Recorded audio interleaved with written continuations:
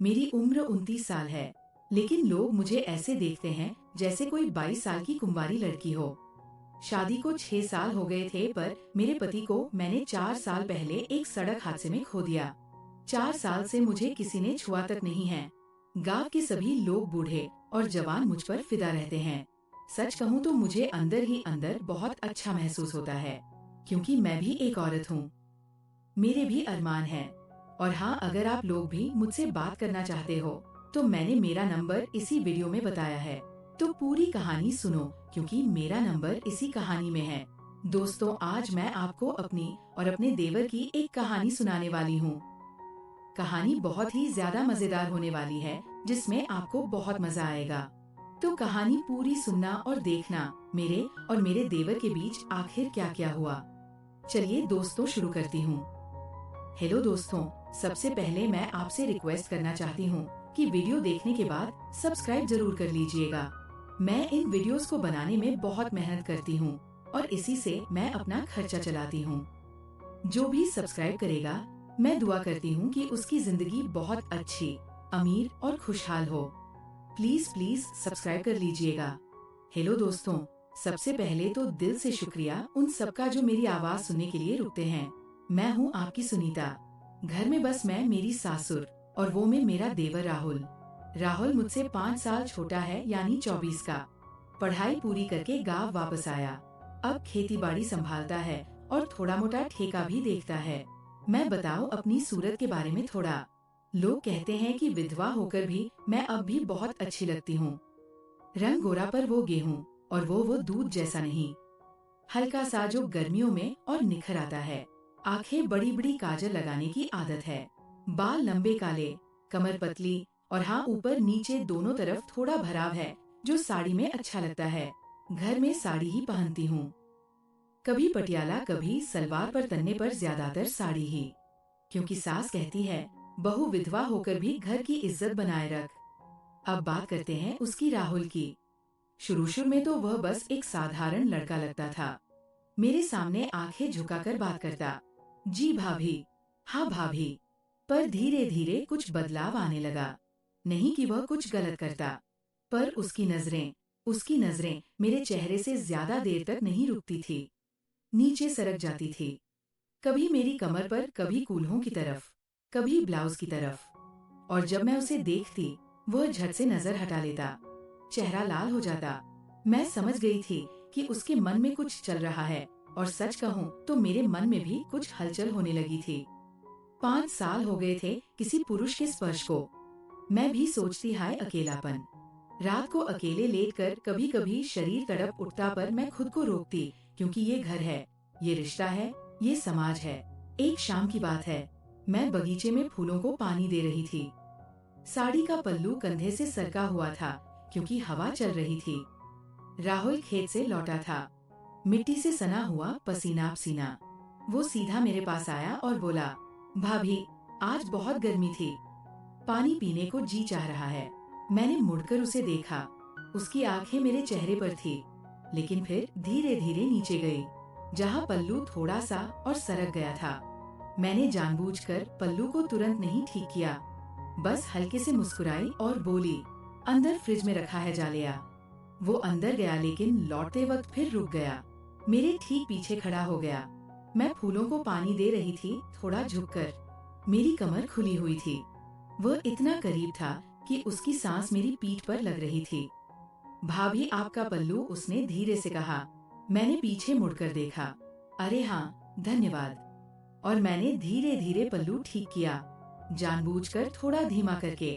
उसकी आंखें मेरे हाथों को फॉलो कर रही थी। उस शाम के बाद उसकी हिम्मत थोड़ी बढ़ गई। वह मेरे पास ज्यादा आने लगा। कभी बोलेगा, भाभी आज सब्जी बहुत स्वादिष्ट बनी है, जैसे कोई बहुत प्यार से बनाई हो। मैं हंसकर कहती, अच्छा तो रोज प्यार से बना दूंगी। वो शर्माकर चुप हो जाता। एक दिन दोपहर में मैं खेत में सब्जियां तोड़ रही थी। गर्मी बहुत थी। मैंने साड़ी का पल्लू कमर में ठूंस लिया था, ताकि काम आसान हो। ब्लाउज का नीचे का हिस्सा थोड़ा ऊपर चढ़ा हुआ था। पसीने से पेट चमक रहा था। राहुल पास से आवाज लगाई, भाभी यहाँ क्या कर रही हो? मैंने झुककर देखा, सब्जियां तोड़ रही हूँ। वो बोला, मैं भी आऊं मदद कर दूं। मैंने हंसकर कहा, आवो। आ गया। हम दोनों साथ में सब्जियां तोड़ने लगे। कई बार उसके हाथ मेरे हाथ से टकराए, कई बार उसकी बाह मेरी कमर को छू गई। मैं चुप रही। एक भारी टोकरी थी, बहुत भारी। हम दोनों ने मिलकर उठाने की कोशिश की। मैं आगे थी, वो पीछे। उठाते वक्त उसका पूरा शरीर मेरे पीछे सट गया। मैंने महसूस किया उसकी सख्ती मेरी कमर के नीचे वाली जगह पर। एक पल के लिए दोनों रुक गए। मैंने धीरे से कहा, राहुल संभल के। वो हड़बड़ा गया, सॉरी भाभी, टोकरी भारी थी। मैंने कुछ नहीं कहा, बस मुस्कुराई और काम में लग गई। पर उस दिन के बाद वह स्पर्श मेरे दिमाग में बार बार आने लगा। धीरे धीरे बातें घरेलू होने लगी। वो मेरे साथ रसोई में खड़ा होकर बात करने लगा। कभी मेरी रेसिपी पूछता, कभी मेरी मदद करता, कभी मेरे बालों में उलझा धागा निकाल देता।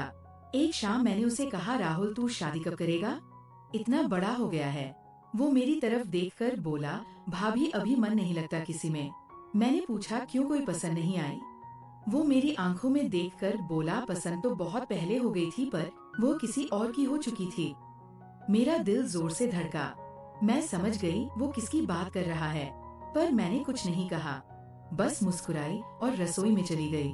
अगले कुछ महीने ऐसे ही बीते। वो मेरे पास आता, मैं उसे थोड़ा बहुत इशारा देती, वो और करीब आता, मैं थोड़ा पीछे हटती। खेल चलता रहा। पर एक दिन मामला थोड़ा आगे बढ़ा। सास ससुर किसी रिश्तेदार के यहाँ 2 दिन के लिए गए हुए थे। घर में सिर्फ मैं और राहुल। रात के करीब 10 बजे मैंने खाना बनाया था।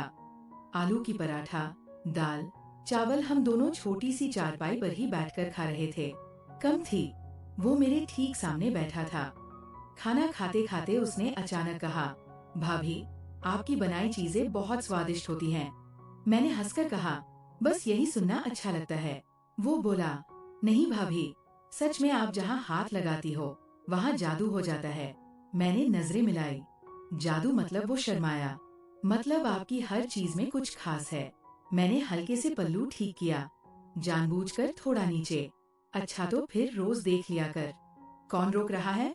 उसका चेहरा लाल हो गया। वह चुपचाप खाना खाने लगा। खाना खत्म होने के बाद मैं बर्तन मांजने लगी। वो मेरे पीछे आ खड़ा हुआ, भाभी मैं मदद कर दूं? नहीं, तू जा, आराम कर। पर वो नहीं गया, मेरे ठीक पीछे खड़ा रहा। मैं झुकी हुई थी। पानी के छींटे मेरे ब्लाउज पर लग रहे थे। पल्लू गीला होकर चिपक गया। वो धीरे से बोला, भाभी आप बहुत सुंदर लग रही हो। मैंने बिना मुद्दे कहा, अभी हाँ। मैं बुद्धि उसकी आंखों में वह प्यास साफ दिख रही थी। मैंने धीरे से कहा, राहुल ये सब ठीक नहीं है। वो बोला, मैं जानता हूँ भाभी, पर मैं क्या करूँ? मैं खुद को रोक नहीं पा रहा। मैं चुप रही। फिर बोली, अगर मैं कहूँ कि मैं भी थोड़ा बहुत महसूस करती हूँ, तो उसकी आंखें चमक उठी। सच में भाभी, मैंने सिर हिलाया। पर हम ऐसा कुछ नहीं करेंगे जो गलत हो, समझे? वो निराश हुआ, पर बोला, जी भाभी जैसा आप कहें। उस रात हम बस आंगन में तारे देखते रहे, हाथ नहीं मिले, सिर्फ पास बैठे रहे। पर वो मौन बहुत कुछ कह रहा था। अगले कई महीने ऐसे ही बीते। धीरे धीरे वो मेरे लिए और जरूरी हो गया, मैं उसके लिए। पर हमने कभी एक लाइन भी नहीं पार की। फिर एक दिन मैंने फैसला किया। मैंने उसे बुलाया, राहुल मैं तेरी शादी की बात सोच रही हूँ। वो चौंक गया, भाभी? हाँ, तुझे एक अच्छी बहू लानी है, मैं तेरी भाभी रहूंगी हमेशा। वो रो पड़ा, बहुत रोया। भाभी आप मेरी जिंदगी हो, मैं आपसे दूर नहीं रह सकता। मैंने उसके सिर पर हाथ रखा। मैं भी तेरे बिना अधूरी हूँ, पर ये रिश्ता पवित्र रहेगा। मैं तेरी माँ जैसी, बहन जैसी, दोस्त जैसी रहूंगी। वो रोता रहा।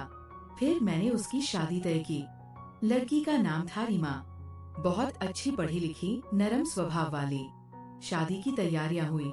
मैंने खुद उसके लिए शेरवानी चुनी, जूते देखे, सगाई की चीजें देखी। शादी के दिन मैंने उसे तिलक लगाया, उसके माथे पर हाथ रखकर कहा, हमेशा खुश रहना, तेरी खुशी मेरी खुशी है। वह मेरी आंखों में देखकर बोला, भाभी आपने मुझे सिखाया कि सच्चा प्यार रोकने में भी होता है। आपको मैं जिंदगी भर नहीं भूलूंगा। आज वो अपनी पत्नी के साथ खुश है। मैं वही पुरानी सुनता हूँ, घर की बहू, सास की सेवा करने वाली, देवर की भाभी। पर कभी कभी रात को जब चांद निकलता है, मैं आंगन में वह अकेली बैठ जाती हूँ। सोचती हूँ कि वो सारे इशारे, वो नजरें, वो करीबिया सब एक बहुत खूबसूरत सपना था जो कभी सच नहीं हुआ, पर जिसने हमें दोनों को बहुत कुछ सिखा दिया। तो दोस्तों, ये थी मेरी और मेरे देवर राहुल की कहानी। ना कोई गलत हुआ, ना कोई पाप हुआ, बस दिलों में बहुत कुछ हुआ। और यही तो असली जिंदगी है ना। कहानी कैसी लगी कमेंट में जरूर बताना।